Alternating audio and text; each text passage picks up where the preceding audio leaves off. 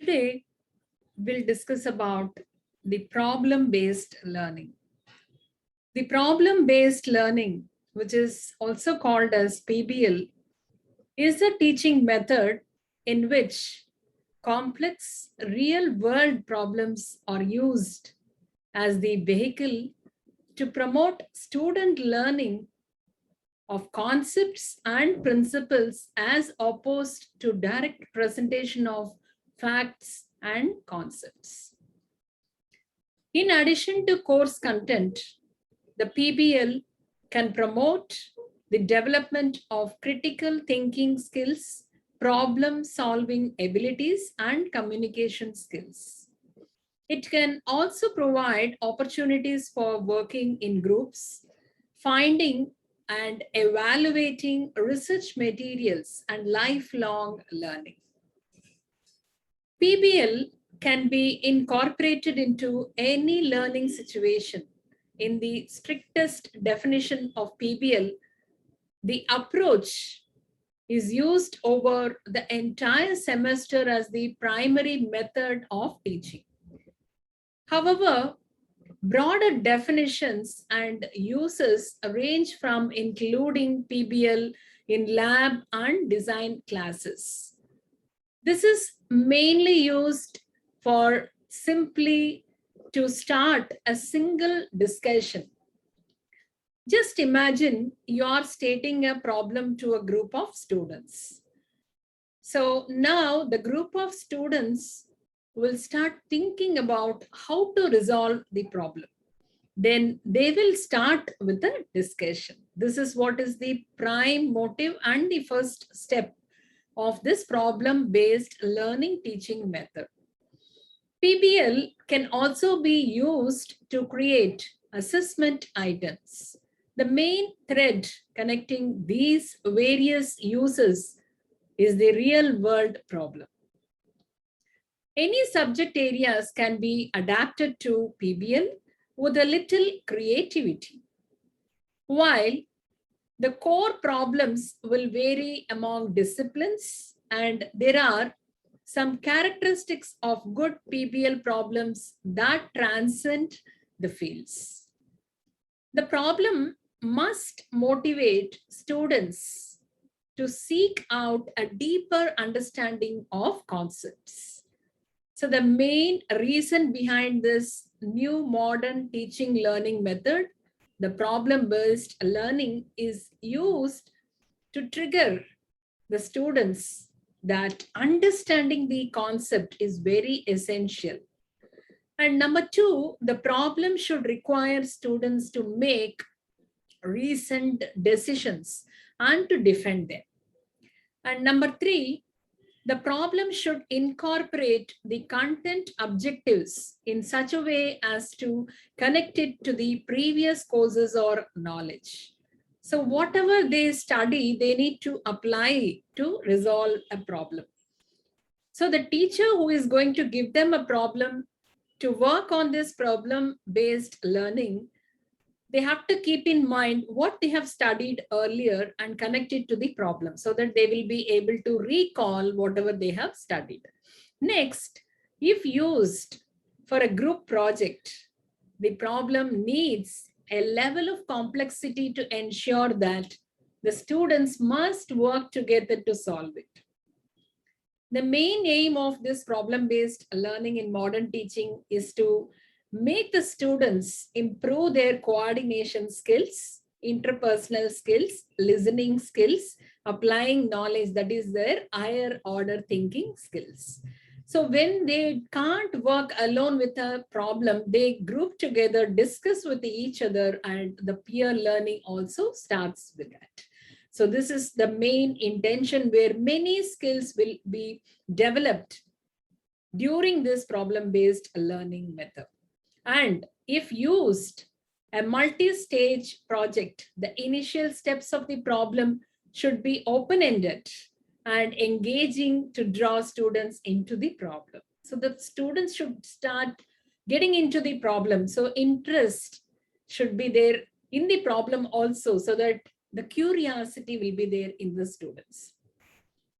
The problems can come from a variety of sources like newspapers, magazines, journals, books, textbooks, and even televisions or even movies.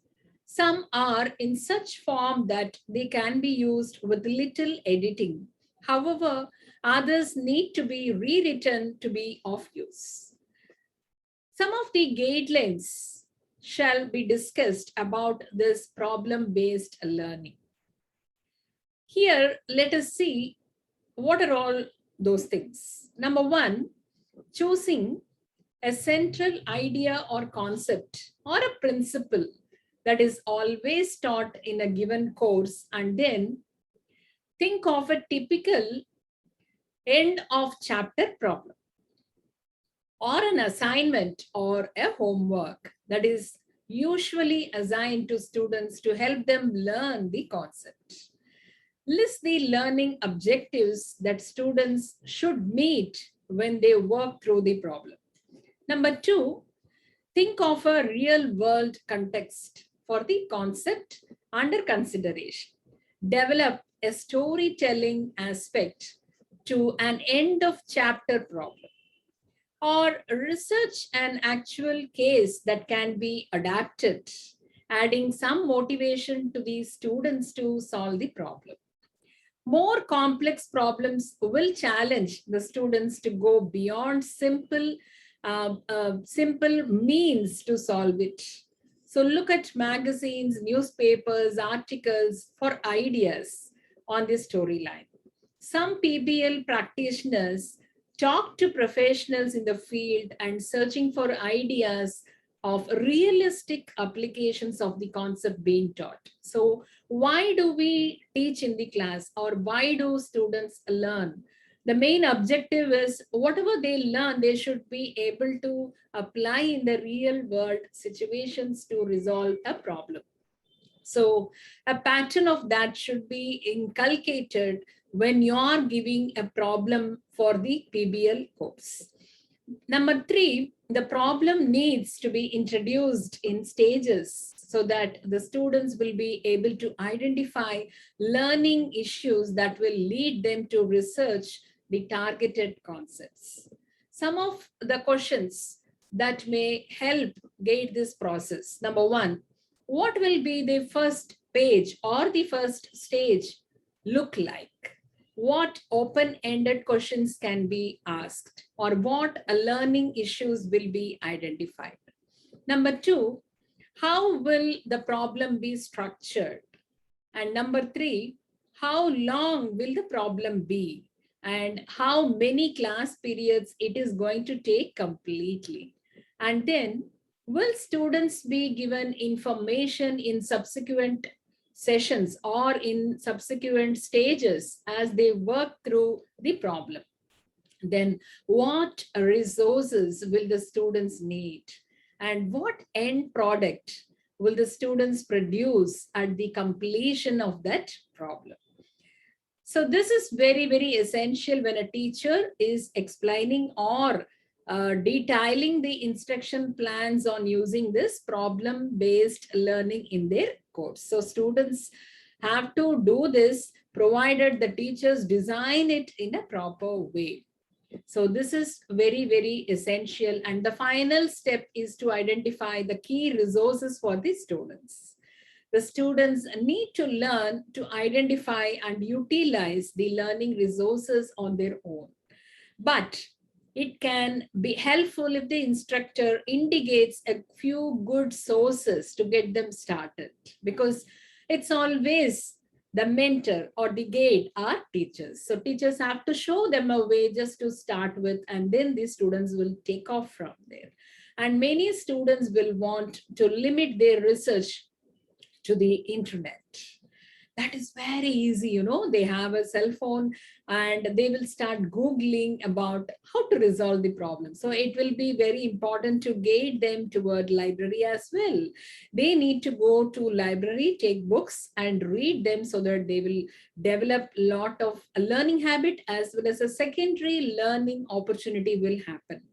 And the method for distributing a PBL problem falls under three closely related teaching techniques. case studies, role plays, and simulations. Case studies are presented to students in written form, and role plays have students improvise scenes based on a character descriptions given. And today, simulations often involve computer-based programs. So regardless of which technique is used, the heart of the method remains the same. That's nothing but the real world problem. So, my dear teachers, why don't you start implementing the same in your classroom and give me a feedback in the comment how it helped you. Thank you so much. God bless you all.